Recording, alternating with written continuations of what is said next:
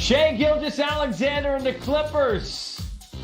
8 make it 10 up on the Jazz. Playoff positioning, it's a battle, but not for them. They know they're in for a battle of their own. The Warriors are up on the docket next for Docket Company as we welcome you in. And you should settle it because we will take you through all the... Yes, that part is official. That is official. Ooh. Officially official. All through the late night into when they release the schedule, which will be the really late night. So lots of coffee will be steaming here. Good to have you. 3D, Mr. Players Only, the coach, Czar himself, Mike Fratello here. We're going to talk a lot about the Eastern Conference, which is set. Let's start with the West, though, because the Clippers, DZ, are in that first step of what could be a very interesting next few years, depending upon what happens the next couple of months. But at the same time, they're not going to take lightly the opportunity they've got here to try and maybe shock the world a little bit and at least compete with the Warriors. You bring up a good point, Casey. I remember Jared and I had Mr. Ballmer here before one of the pregame shows, and he talked about everyone overstating the fact they may lose the draft pick if they make the playoffs. He's like, I love basketball. I love winning. So I know we've made some moves that most people think it's not conducive to those draft picks, but we're in the playoffs. Why not be in the playoffs? Why not sell our fans on playing the right way? We use that word culture so much. So I'm not mad at Doc. I like what Lawrence Frank and all those guys have done. Make some moves. Now you're getting in the playoffs. You still have cap space. You still have all those other things we talk about. So what? You may lose a draft pick, but you're going into the playoffs. They got better. They got younger. They became more competitive. Their spirit and charisma within the team is so much better. Doc is happy coaching this group because he appreciates how hard they play. This is a great opportunity, the fact that they did all of this and made the playoffs. Yeah, to use Billy Crystal, since he's a big Clipper guy, a movie I admit I'm fond of, and The Princess Bride, where he says mostly dead. People thought that's what they were when the Tobias Harris deal was done. Not so much. They're one of these teams, though, Coach, that if you're the Warriors may not lose a game in this series. They may not. But they're going to take some bumps and bruises from the Patrick Beverleys and the Montrezl Harrells of the world. This team not going to make anything easy on you within 4 quarters or then some. The one thing Doc loves about this team is they come out, they compete night in, night out, led by Patrick Beverley. You got a little bit of toughness in this group right now. You got the spirit of the young people. You know, young people sometimes don't know that they're not supposed to win. They go out there and they're saying, they're listening to what Patrick Beverley has to say as the leader, saying all we got to do is knock them off one time early, and then the whole thing turns around. The young spirit within them. Look, Golden State, there's a whole lot to overtake, okay? But you never know in basketball. One injury changes the whole series. Hey, we saw 16 beat a 1, and then the 1 come back and win. Anything can happen in sports. Even DC's here and doesn't say players only on the desk. So we know anything can happen. It's the interesting part on the other side, quickly before we get to the East, and we were talking about this, our researcher extraordinaire, the head man in charge of all things Casey? Chicago Bulls. Yeah, Yes? Casey. Remember that Casey? What? You're Kevin Casey. Yeah, no, I'm Casey. I mean, the Casey. I thought you were just like shouting my name. said there. he's extraordinaire. That's Coach, you know real this is Casey, live right. television, right? This Make is sure they know. We're in end of season form. You know when they say mid season Yeah, form?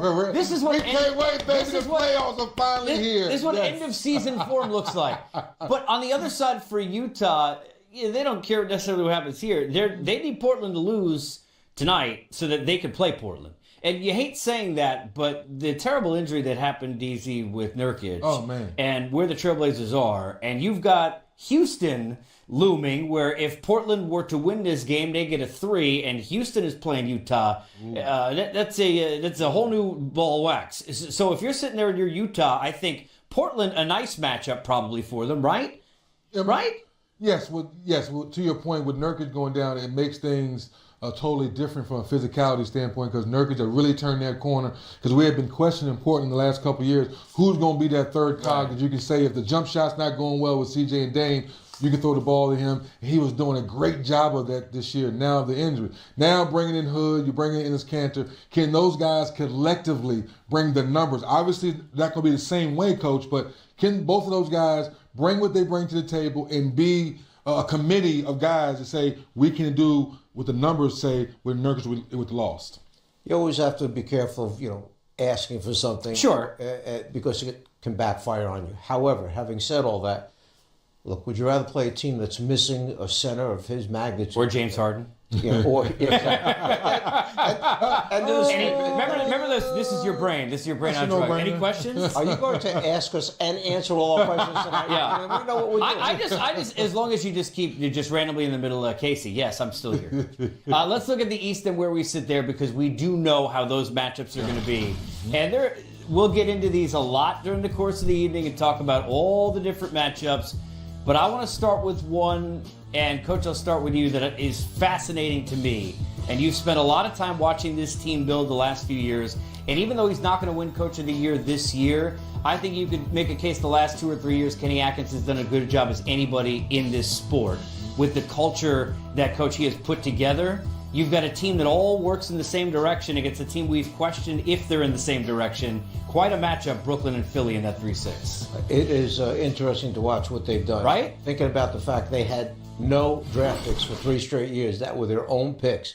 And Sean Marks, along with Kenny Atkinson, put this thing back together again.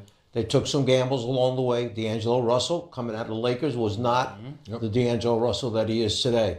They have put an emphasis on player development. The coaching staff has spent hours and hours with these young guys. The Karis LeVerts, the Allen at the center spot, who's just leaps and bounds better than when he first came in. Did a good job with a late pick here or there, acquired a pick here or there. And all of a sudden, this team, night in and out, scares you because the style they play, they're going to put up 43s. If they're making them, you're in a lot of trouble because they put it on the floor, they get to the foul line, draw fouls on their opponents. If they're making those threes, now, advantage inside, obviously, to Philadelphia because they have no one that can play Embiid. But Philly better not take them too lightly because all they have to do is steal one. It's a short trip up and down the turnpike. The other thing is, too, the depth, which is an issue. It got better, but it's still not great necessarily for Philadelphia. Brooklyn's got a lot of bodies, and the thing that's interesting, which I love about this series is this, I think, gives us the best chance for in the East, because, look, if Houston, Oklahoma City, that in itself is going to give you that rivalry playoff kind of atmosphere from minute one.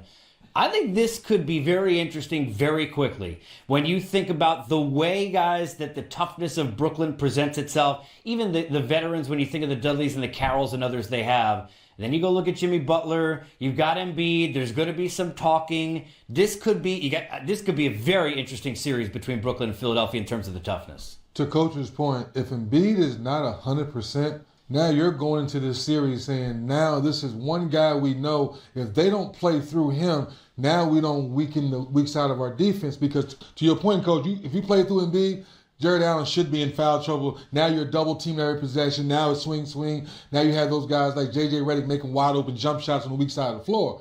But if he's not 100%, now you're asking Ben Simmons to be that guy, and now we're not sure. And this is where we kind of called Ben out. Ben, are you ready for this challenge that if Embiid's not 100%, more needs to go through you? You need to dominate your position because now if he gets double teamed with his size coach, we know Ben can pick people apart and guys get wide open shots. So if you're Brooklyn, Jared Allen, one thing you do is just play defense all night long and rebound. Like tonight he had 14 rebounds and not worry about his offensive end.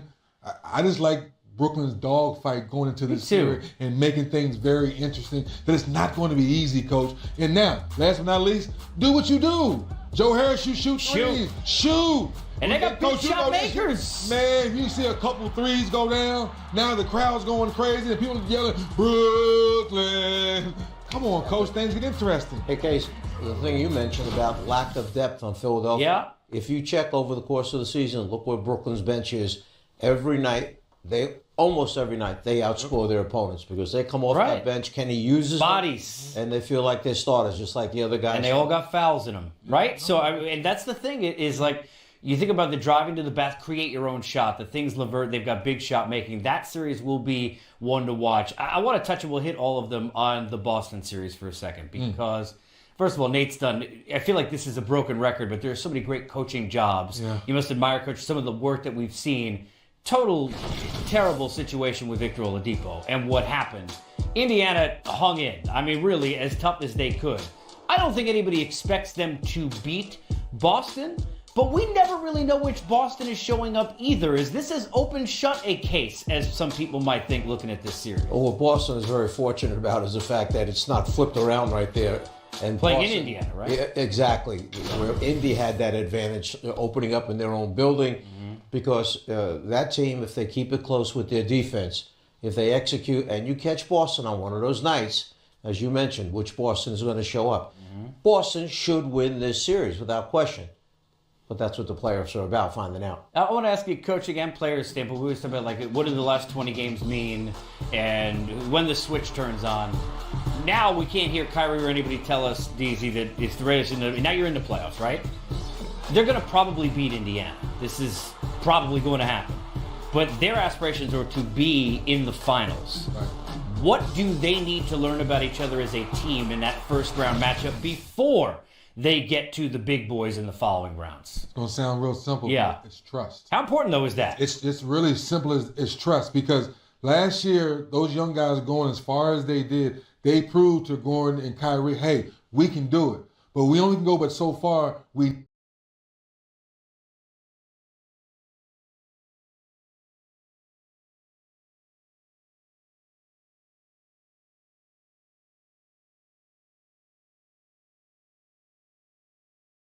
leader. Kyrie, you're 2 of 8 in the first quarter. Now Brad Stevens making some subs. Are you playing through the second unit? And that's for me, Coach. Well, my question is there enough trust for Kyrie and Gordon Hayward to finally be healthy enough to say, guys, we're here to help you get over that next level, but hey, do you trust us as the young guys last year proving we proved without you?